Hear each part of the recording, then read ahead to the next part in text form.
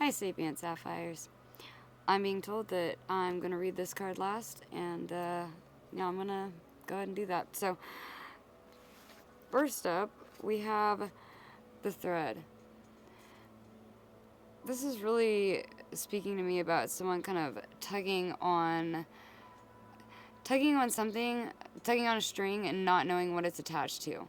It could be something really great or it could be something really bad. And, you just, you don't really know until you try to tug on it, right?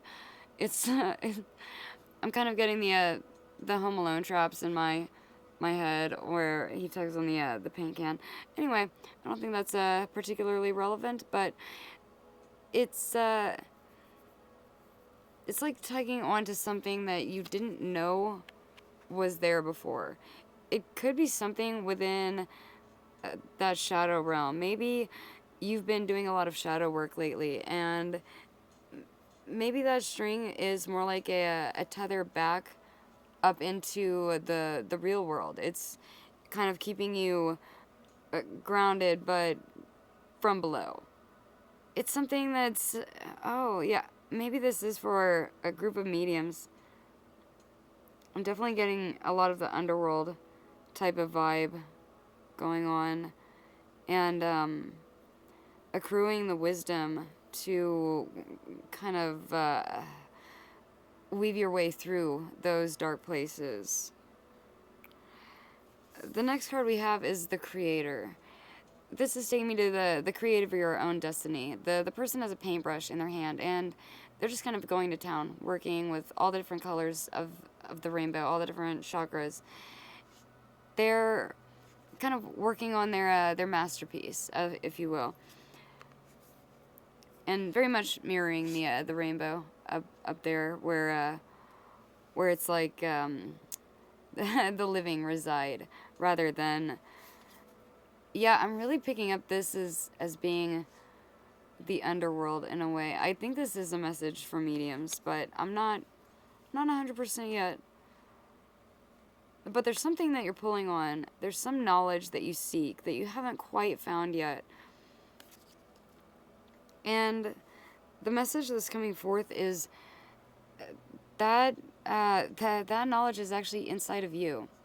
You are the creator of whatever it is you're trying to create. You are the person going on this journey. You are the person who is, well, pulling up on this string. You're the person doing it all. You're the person putting in the work.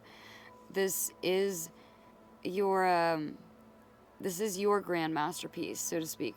I'm sorry if you can hear Doggo in the background. He is he is trying to find new ways to take over the kingdom that is my bed.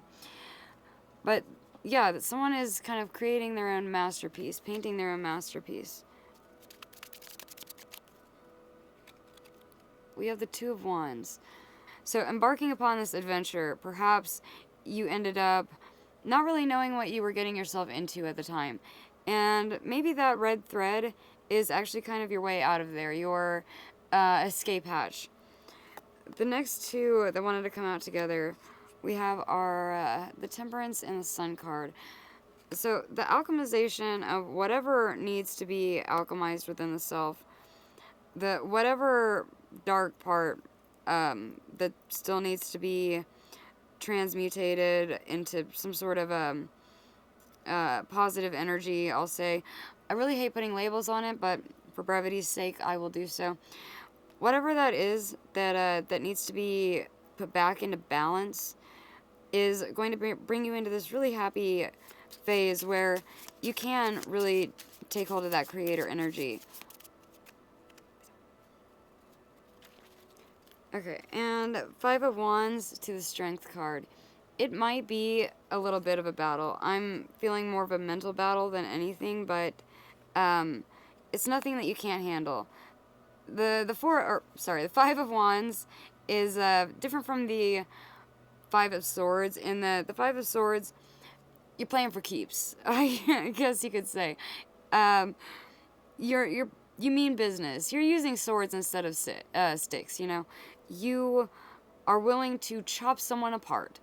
So when you're playing with the Five of Wands, it's more of kind of like a playful energy, an energy that is conflictual, but not something that can't easily be remedied with a few minor tweaks here and there. And it might take a great deal of strength to, I guess, to really allow those tweaks to take hold. When it comes to, for instance, thought patterns, they can be very, very hard to break. And that's why it's always good to try to look up different ways to rewire your brain. Try as many different techniques as you can find. Find ways to, I guess, kind of train yourself out of doing that very human thing of kind of, looking down upon yourself or saying, I can't do this or I can't do that. That's very yuck energy. We don't want you in that. The bottom of the deck is Judgment.